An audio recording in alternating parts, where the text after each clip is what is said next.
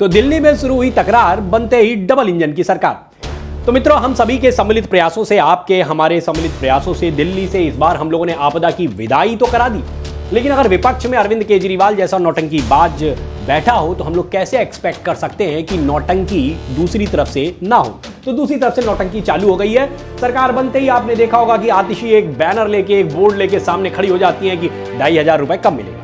तो ऐसा है कि आज इसी के ऊपर चर्चा करेंगे और अरविंद केजरीवाल को थोड़ा और एक्सपोज करेंगे। देखिए, जो लोग वहां पे दिल्ली में थे, उन्होंने अपनी तरफ से जो प्रचार कर सकते थे प्रचार प्रसार किया। हमारे जैसे वो लोग जो अपने वीडियोस के माध्यम से जागरूकता फैला सकते थे, हमने यहाँ पे वो काम किया और फाइनली हम लोग को एक सुखद परिणाम मिला कि कम से कम सत्ता से हम लोगों ने केजरीवाल जैसी आपदा को विदा कर दिया। लेकिन वो विपक्ष में बैठा है तो वहां पे बैठ के नौटंकी करेगा, तो उसको वहां से हम लोग एक्सपोज करेंगे और एक्सपोज करते रहेंगे।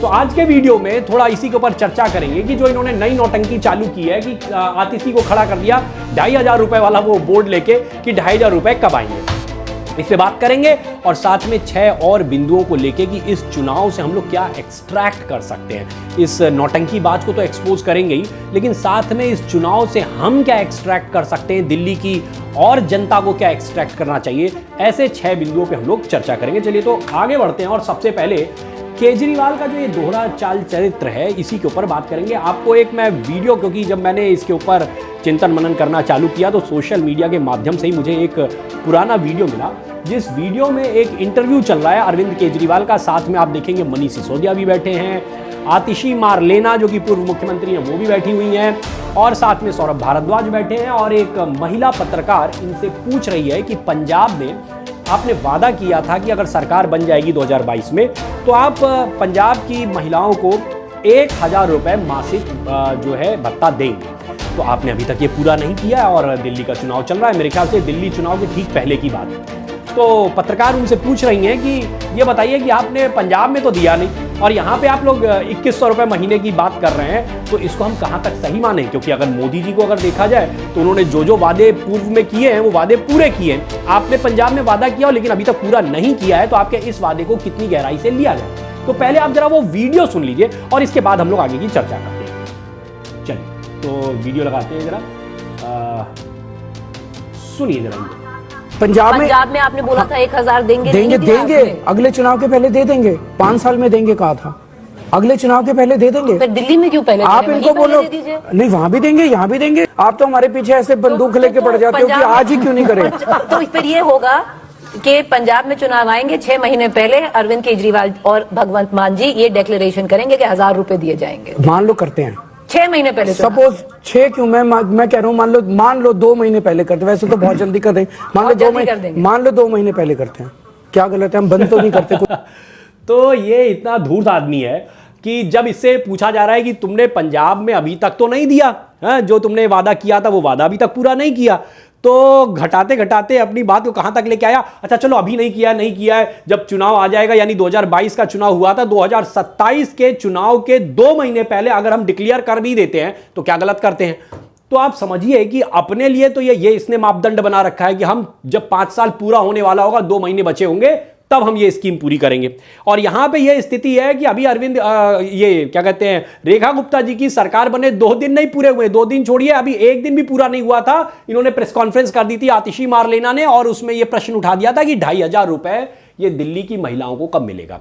तो भाई ये क्या है कि ये दोहरे चाल चरित्र के लोग हैं, इनको केवल नौटंकी करनी है, नौटंकी के सिवाय इन्होंने कुछ किया ही नहीं पिछले 12 वर्षों में सरकार में रहते हुए।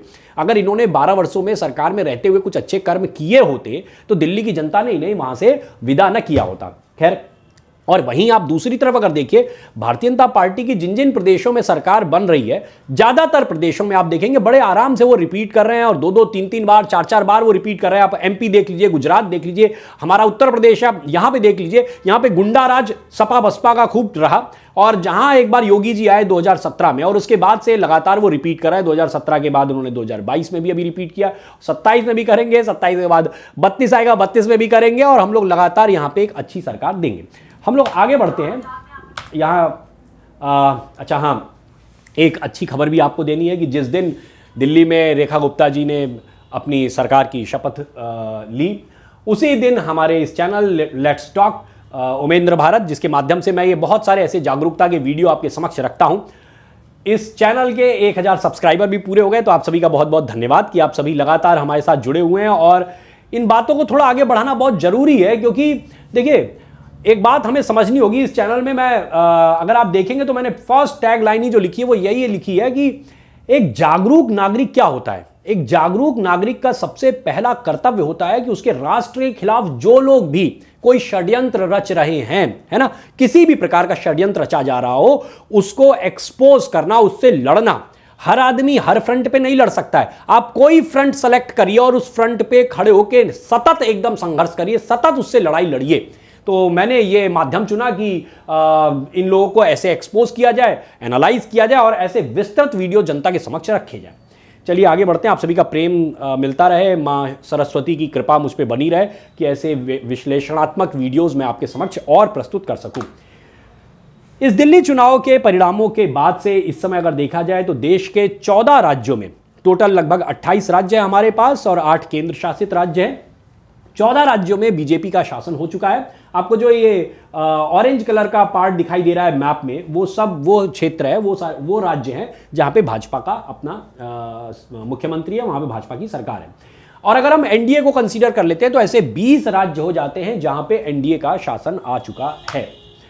दिल्ली की अभी जो रेखा गुप्ता जी की सरकार बनी उसमें 6 मंत्री बने, प्रवेश वर्मा जी बने, कपिल मिश्रा जी बने, मंजिंदर सिंह सिरसा जी बने, पंकज सिंह जी बने, रविंद्र इंद्राज सिंह जी बने और इसके अलावा आशीष सूद जी बने। इन सभी को बहुत बहुत शुभकामनाएं। और आप सभी से एक निवेदन भी कि बड़ी उम्मीदों के साथ हम लोगों ने ये लड़ाई लड़ी है और केजरीवाल जैसी आपदा को यहां से मार भगाया है। अब इसको विपक्ष में बैठ के नौटंकी करते रहने दीजिए, इनकी नौटंकी को इग्नोर करिए और आपके लिए जो जनता ने काम निर्धारित किया और इसके अलावा आपने जो वादे किए हैं उसको जल्दी से जल्दी आप पूरे करिए। इनकी नौटंकी पे ध्यान देने की जरूरत नहीं है, आप अपने कर्म पे लग जाइए। आप सभी को बहुत बहुत शुभकामनाएं, आप लोग अच्छा काम करिए। हम लोग आगे बढ़ते हैं।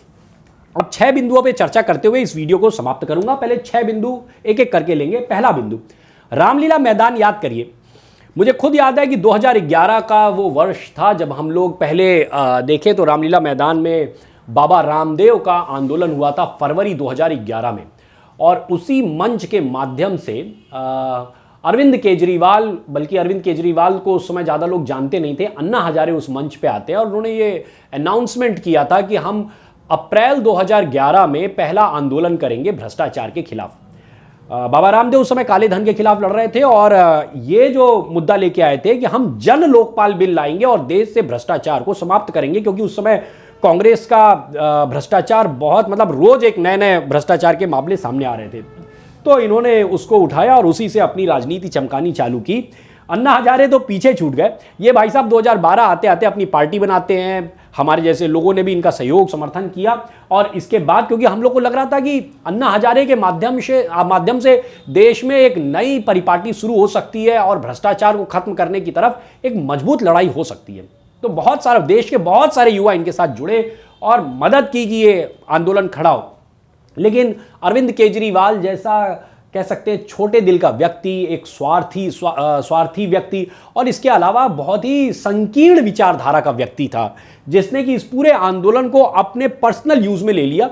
और आप समझिए कि जब आम आदमी पार्टी बनी थी उस संविधान में लिखा गया था कि कोई भी जो संयोजक बनेगा वो अधिकतम 3 वर्षों के लिए बनेगा और एक क्रम में वो ज्यादा से ज्यादा 2 टर्म कर सकता है। यानी अगर 2012 में इनको संयोजक बनाया गया था, राष्ट्रीय संयोजक, तो 2012 के 6 साल बाद यानी 6-2-8 यानी कि 2018 में इनका कार्यकाल पूरा हो जाना चाहिए था अधिकतम। लेकिन भाई साहब 2025 आ चुका है, अभी भी राष्ट्रीय संयोजक यही है। तो इसने अपने घर की खेती बना ली पार्टी को और घर की खेती बना के जितने भी ऐसे कर्मठ लोग थे, जितने भी ऐसे लोग थे जो कि उस आंदोलन को आगे ले जाना चाह रहे थे और देश को एक नया राजनीतिक विकल्प देना चाह रहे थे, वो सब उन्होंने समाप्त कर दिया। खैर आज ये भी रामलीला मैदान में ही समाप्त हो गए और रामलीला मैदान में 20 तारीख को रेखा गुप्ता जी ने शपथ ग्रहण समारोह किया अपना और इस तरीके से ये अरविंद केजरीवाल की कहानी वहीं पे समाप्त होती है। और मुझे पूरी उम्मीद है कि दिल्ली की जनता दोबारा अब इन्हें कभी मौका देने वाली नहीं है। आगे बढ़ते हैं।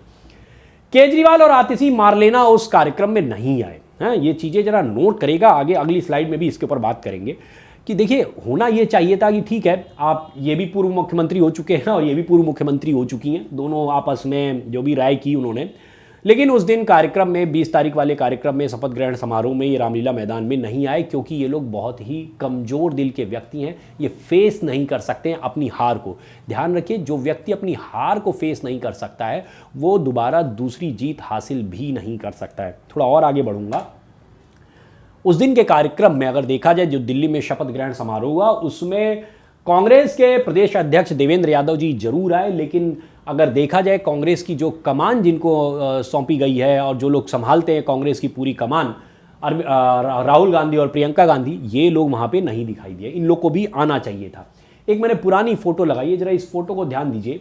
ये फोटो तब की है जब सुषमा स्वराज जी मुख्यमंत्री बनी थी दिल्ली में। जब ये मुख्यमंत्री बनी थी, देखिए डेट भी पड़ी हुई है, अक्टूबर 12, 1998। तो 12 अक्टूबर 1998 में सुषमा स्वराज जी वहाँ की जब सीएम बनी थी, शीला दीक्षित जी गई थी उनको वहाँ पे बधाई देने के लिए। और इस सुषमा जी ज़्यादा दिन तक वहाँ पे सीएम रही नहीं, 2 महीने के करीब वो सीएम रही थी। और जब 2 महीने बाद इसका उल्टा हुआ कि शीला दीक्षित जी जो है मुख्यमंत्री बनती हैं, तो सुषमा जी गई थी वहाँ पे उनको बधाई देने के लिए। तो ये एक परिपाटी, एक स्वस्थ परिपाटी, राजनीतिक परिपाटी कहलाती है कि आप सरकार में रहें अथवा न रहें, लेकिन एक सौहार्द रहना चाहिए, एक दूसरे के प्रति वैमनस्यता नहीं रहनी चाहिए। तो ये चीज़ इन दोनों महिलाओं ने वहाँ पे दिखाई। लेकिन अगर वर्तमान में देखा जाए, ना तो आम आदमी पार्टी ने और ना ही कांग्रेस ने बस अपना एक खाना पूर्ति कर दी कि अपने प्रदेश अध्यक्ष को भेज दिया। तो इसमें समझने की ज़रूरत है कि उसमें चाहिए था कि इनमें से जो मुख्य चेहरे कांग्रेस के माने जाते हैं उनको जाना चाहिए था, ताकि वहाँ पे अपनी मतलब फेस करिए, हार को भी फेस करिए। यदि आप हार को नहीं फेस कर सकते तो अगली जीत कहाँ से मिलेगी। कांग्रेस की एक और समस्या है जिसके ऊपर इस वीडियो में चर्चा करने की जरूरत है, वो चौथे बिंदु के रूप में मैंने लिया है कि कांग्रेस युवा चेहरों को आमतौर पे आगे नहीं करती है। ये कांग्रेस की बहुत बड़ी कमी है। ठीक, मैं ये नहीं कह रहा हूं कि भाई कांग्रेस खत्म हो जानी चाहिए या आम आदमी पार्टी खत्म हो जानी चाहिए। देश में विपक्ष भी एक मजबूत विपक्ष के रूप में रहना चाहिए। लेकिन समस्या यह है कि कांग्रेस की समस्या, खुद कांग्रेस के ऐसे युवा चेहरे हैं जो कि थोड़ा सा कर्मठ हो जाते हैं, जो थोड़ा सा आगे बढ़ने लगते हैं, कांग्रेस खुद उन्हें पीछे ढकेल देती है, पीछे उठा के कर देती है। 2 बड़े उदाहरण मैंने यहां पे लगाए हैं। आप देखिए, जब राजस्थान का चुनाव 2018 में कांग्रेस जीती और उसी साल मध्य प्रदेश में चुनाव जीती, आप अगर उन चुनावों को गौर करेंगे तो उन चुनावों को देखिए कि उनमें 5 साल तक, 2018 के पहले 5 साल यानी कि 2013 से लेकर 2018 तक किसने मेहनत की थी पूरी पार्टी को वहां पे खड़ी करने की, तो आपको मिलेगा कि राजस्थान में अगर किसी ने मेहनत की तो सचिन पायलट थे। भैया ये गहलोत तो अपना काम धंधा संभाल रहे थे, सड़क पे कौन मेहनत कर रहा था? सचिन पायलट मेहनत कर रहे थे राजस्थान में। और अगर मध्य प्रदेश में देखा जाए तो कमलनाथ नहीं दिखाई दे रहे थे। मध्य प्रदेश में वास्तव में उन 5 सालों में जिसने संघर्ष किया था वो ज्योतिरादित्य सिंधिया थे। लेकिन जब सरकार बनाने की बारी आई, इन दोनों युवा चेहरों को पीछे ढकेल दिया गया और अपने पुराने सड़े गले जितने थे गहलोत और कमलनाथ, इन चमचों को उठा के इन्होंने सीएम बना दिया। आप देखिए कि किस तरीके से कांग्रेस पार्टी अपने युवाओं को धोखा दे रही है, उनको पीछे ढकेल देती है, उनको आगे ही नहीं आने देती है। वहीं दूसरी तरफ, ये क्यों मैं ये स्लाइड डिस्कस कर रहा हूं, इसके साथ ही मैंने एक चीज और लगाई है कि अगर भारतीय जनता पार्टी को देखा जाए तो भाजपा की तरफ से युवाओं को अच्छा खासा मौका दिया जा रहा है। अभी राजस्थान में विजय मिली, मध्य प्रदेश में विजय मिली, या अभी दिल्ली की बात कर लीजिए। मैंने पूरी एक लिस्ट लगाई कि वर्तमान में जो 14 इनके सीएम हैं, उन 14 के 14 सीएम को अगर देखा जाए तो उनकी जो एज मिलती है वो 50 साल से कम या 50 साल से मतलब +- 5 ईयर्स के आसपास मिलती है। 45 से लेके 55 के बीच में ज्यादातर जो इनके मुख्यमंत्री हैं 45 से लेके 55 के बीच में। तो एक तरफ जहां भाजपा ऐसे अपने युवा चेहरों को आगे कर रही है, वहीं ये जो है अपने कांग्रेस अपने युवा चेहरों को पीछे करती है। और उसका कारण क्या हो सकता है? उसका कारण सिंपल सा ये है कि सोनिया गांधी को डर लगता है कि उनके बेटे से ज्यादा योग्य युवा चेहरा कांग्रेस पार्टी में कोई दूसरा होना नहीं चाहिए। खुद अपनी बेटी को नहीं वो आगे करती हैं, है ना। तो कुल मिला के ये सचिन पायलट और ज्योतिरादित्य सिंधिया की क्या औकात हो सकती है कि उनको कैसे वो आगे कर देंगी। तो इसलिए सोनिया गांधी अपने बेटे को लेके धृतराष्ट्र हैं और इनको दुर्योधन मान लीजिए आप, जो कि पूरी कांग्रेस को खत्म कर देना चाहते हैं। जैसे दुर्योधन ने पूरे कौरवों का नाश कर दिया था, क से कौरव और क से कांग्रेस, इसका भी नाश ये राहुल गांधी ही करेंगे। ठीक, तो करने दीजिए इनको जो करना है। लेकिन चूंकि मैंने इसको क्यों डिस्कस किया, क्योंकि मैं चाहता हूं विपक्ष भी इतना कमजोर ना हो, विपक्ष भी थोड़ा तो दिखाई दे। राहुल गांधी की स्थिति यह है कि भैया अभी 3 दिल्ली के 3 लगातार विधानसभा चुनाव में और 3 लगातार लोकसभा चुनाव में आप 0 पे हैं।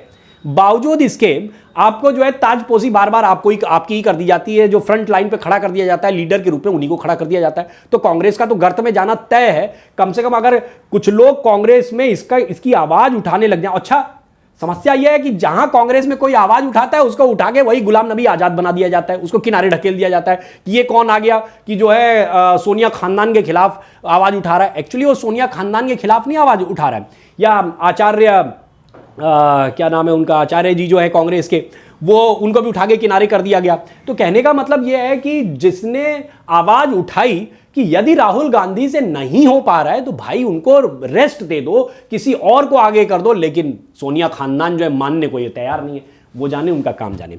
एक लास्ट 2 पॉइंट डिस्कस करते हुए इस वीडियो को समाप्त करूंगा कि दिल्ली के मुस्लिमों को भी इसमें से इस पूरे चुनाव में से कुछ एक्सट्रैक्ट करने की, कुछ इंफॉर्मेशन निकालने की और कुछ निर्णय लेने की आवश्यकता है। अभी किसी ने, मैं देखा सोशल मीडिया पे लिख रहे थे कि भाई देखो मुख्यमंत्री बन गई, 6 मंत्री भी शपथ ले लिए, लेकिन आप देखिए कि भाजपा ने एक बार फिर से वही किया कि एक भी मुस्लिम जो है वहां पे मंत्री नहीं बनाया है। ये प्रश्न उठाया जा रहा है।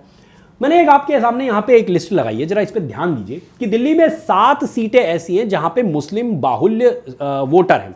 अगर आप उसमें से देखें 2020 में 7 की 7 सीटें जो है आपकी बाबरपुर, बल्लीमरान, चांदनी चौक, मटिया महल, मुस्तफाबाद और इसके बाद ओखला और सीलमपुर, 7 की 7 सीटों पे 2020 में आम आदमी पार्टी जीती थी। 2025 की बात की जाए तो 7 में से 6 सीटों पे अभी भी, जब इतनी बुरी स्थिति में आम आदमी पार्टी पहुंच चुकी है, 7 में से 6 सीटों पे आम आदमी पार्टी विजय हासिल करती है। 1 सीट पे भारतीय जनता पार्टी केवल जीत रही है, और उसमें भी अगर उसका वोट मार्जिन देखा जाए तो उन सारी सीटों के रेस्पेक्ट में सबसे कम है। केवल 8.8% वोटों के मार्जिन से भाजपा वहां पे जीत पाई।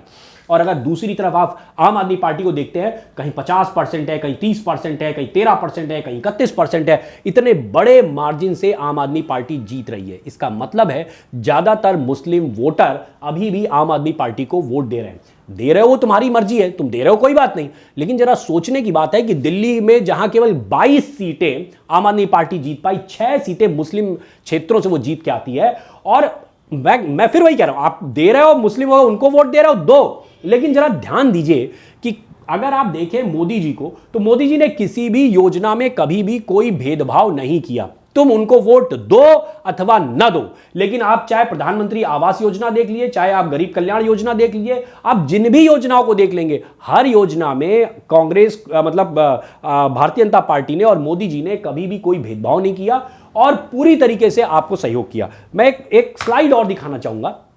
यहां पे मैंने कुछ चीजें रखी हैं।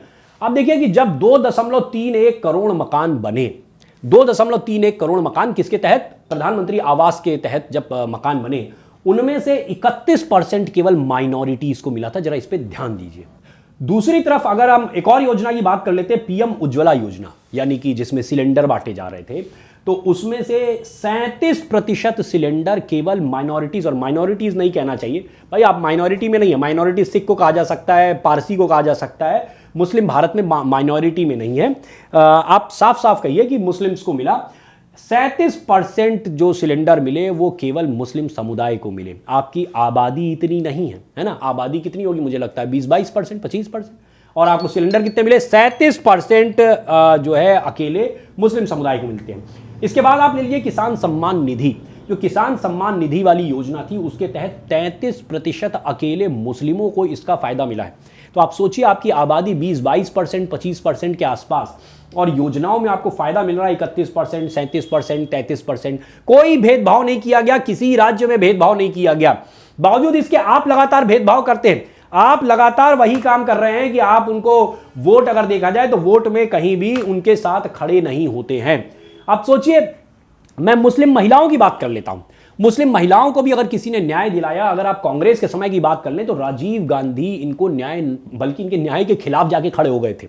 जहां कोर्ट ने साहबानों केस में उसको, साहबानों को न्याय दिया कि उसको गुजारा भत्ता मिलना चाहिए, उन्होंने संसद में जाके उस पूरे न्याय को ही पलट दिया और उसके साथ अन्याय किया। आज अगर उसके साथ भी ऐसी मुस्लिम महिलाओं के साथ किसी ने न्याय किया है तो वो नरेंद्र मोदी जी हैं। मोदी जी ने एक सर्वे कराया 3 तलाक को लेके, और 3 तलाक को लेके जो सर्वे हुआ उसका रिजल्ट मैंने यहां पे लगाया, जरा उस पर गौर करिए।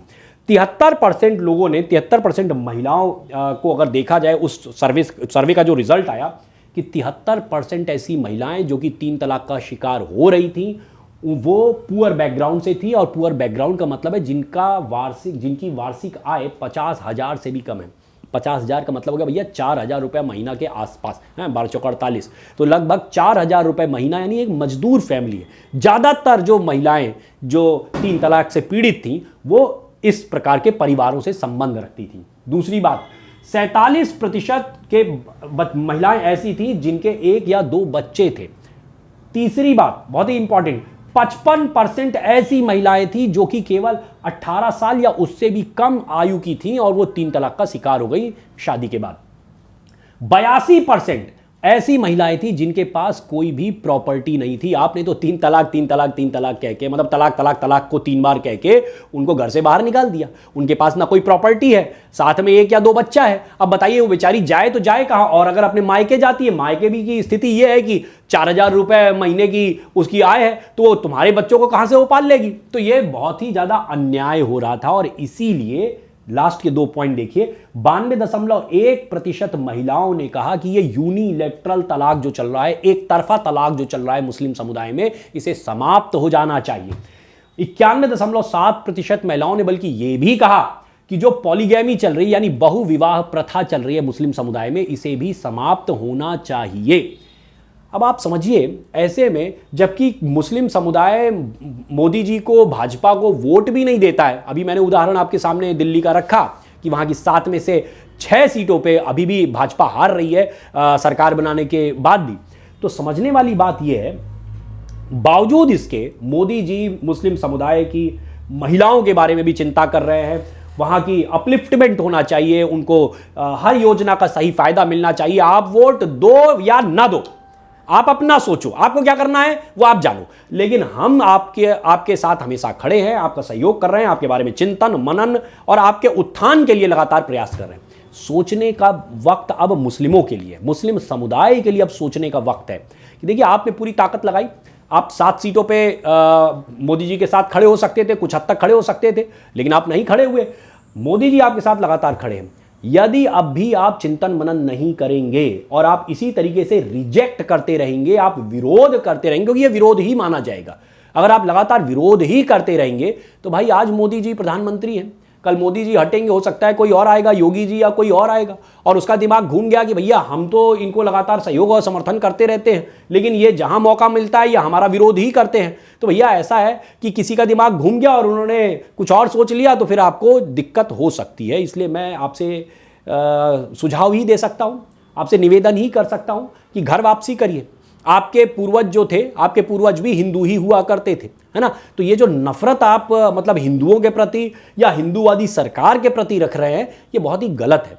इस नफरत को समाप्त करिए, घर वापसी करिए। आपके पूर्वज भैया राम और कृष्ण को ही पूजते रहे, और फिर आप राम और कृष्ण को पूजने वालों से इतनी नफरत करें कि उनसे इतनी दूरी बना लेते हैं कि आपकी वो कितना भी आपका सहयोग कर दें, कितना भी आपका समर्थन कर दें, कितना भी आपके लिए काम कर दें, आप जो है उनका विरोध ही करेंगे। तो भैया फिर कैसे चल पाएगा, है ना? तो ये बेर केर का साथ नहीं हो पाएगा ना। बेर केर का साथ मतलब आप समझते हैं ना, बेर होता है जो कि जिसमें कांटे लगे होते हैं, और केला क्या होता है, केले के पत्ते बड़ी नाजुक होते हैं, और दोनों को अगल बगल लगा दिया जाए और दोनों एक साथ झूमने लगे तो क्या होगा, बेर जो है केले के पत्तों को फाड़ देगा।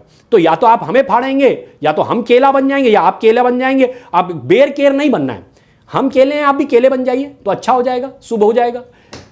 तो यही सारे बिंदु रखना चाह रहा था। इन्हीं बिंदुओं के साथ आज के वीडियो को मैं समाप्त करूंगा। आप सभी से निवेदन है कि इन सभी विषयों पे चिंतन मनन करिए, और केजरीवाल जैसे व्यक्ति को, जो कि जब सत्ता में था तब भी नौटंकी कर रहा था, सत्ता में था तो नौटंकी इस बात की करता था कि सरकार हमें काम नहीं करने दे रही है। आज दूसरी सरकार आ गई, वो कुछ काम करना चाह रही तो कह रही हम नहीं काम करने देंगे, हम सवाल ही सवाल करते रहेंगे। भैया या तो आप पहले, पंजाब में आपकी सरकार चल रही है ना, मैं केजरीवाल से साफ साफ कहना चाहता हूं कि आपकी पंजाब में सरकार चल रही है, आप पहले जाइए, वहां पे कुछ करके दिखाइए। आप वहां पे काम कर नहीं पा रहे हैं, वहां पे आपसे सवाल पूछा जाता है तो आप कहते हैं कि जब 2 महीना बचा होगा तब हम काम करेंगे। अच्छा, लास्ट एक बात और रख दूं, बड़ा इंटरेस्टिंग सा आज मैंने एक वीडियो देखा, कपिल सिब्बल जी एंकरिंग कर रहे हैं और संजय सिंह जी जो है उसमें जवाब दे रहे हैं।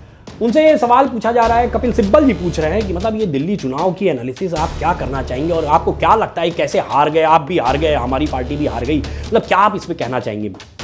तो संजय सिंह जी एक मतलब खर्रा लेके आए हुए थे, वो एक किनारे से पढ़ना चालू कर देते, देखिए हम लोग इसलिए हार गए क्योंकि हमारे इस सीट से इतने वोट कटवा दिए, इस सीट से इतने वोट कटवा दिए, इस सीट से इतने वोट कटवाए, मतलब वो पूरा लिस्ट लिए हुए थे कि बवाना से इतने वोट कटे, नई दिल्ली से इतने वोट कटे, सीलमपुर से इतने वोट कटे, फलाना फलाना फलाना वो गिनवा रहे थे। तो मैं तो इनसे सीधा सा एक सवाल करना चाहता हूँ कि भैया आपको लग रहा है कि किसी सीट से 5000 वोट कट गए, तो कौन से 5000 लोग थे आपने आइडेंटिफाई करने की कोशिश की।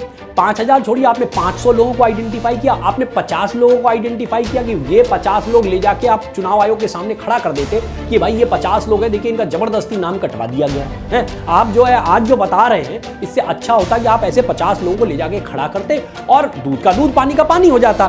चुनाव आयोग जबरदस्ती थोड़ी किसी भारत के नागरिक का वोट काट देगी।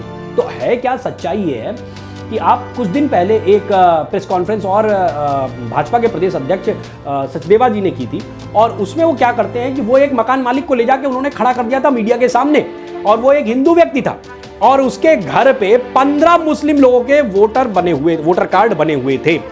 तो क्या हुआ है कि भारतीय जनता पार्टी ने इस बार चुनाव को बहुत मुस्तैदी से लड़ा है। आपने जहां जहां ऐसे फर्जी वोट बनवा रखे थे, ऐसे फर्जी वोटों को कटवाया गया है, और निश्चित रूप से कटवाया गया है। चूंकि इन्होंने फर्जी वोट बनवा रखे थे, इसलिए ये प्रत्यक्ष सामने ले जाके खड़ा नहीं कर पाए उन 5000 लोगों को जिनके वोट कटे हैं। तो क्या है कि ऐसे जब फर्जी वोट कट गए, जब उनको हटवा दिया गया, तो जो इनका गुब्बारा फूला हुआ था वो गुब्बारा पिचक गया और ये इस बार चुनाव में बुरी तरीके से हार गए और इस विपक्ष में जाके इनको बैठना पड़ा। तो अब ये जो नौटंकी आतिशी के माध्यम से, आतिशी मारलेना के माध्यम से या संजय सिंह के माध्यम से ये नौटंकी करवाई जा रही है, ये नौटंकी इनको करने दीजिए। दिल्ली की सरकार को और दिल्ली की जनता को बहुत बहुत शुभकामनाएं कि आप अच्छा काम करिए और दिल्ली को उन्नति की तरफ लेके जाइए। जय हिंद, जय भारत, जय मां भारती। ओम नमो भगवते वासुदेवाय। जय श्री राम, जय जय श्री राम।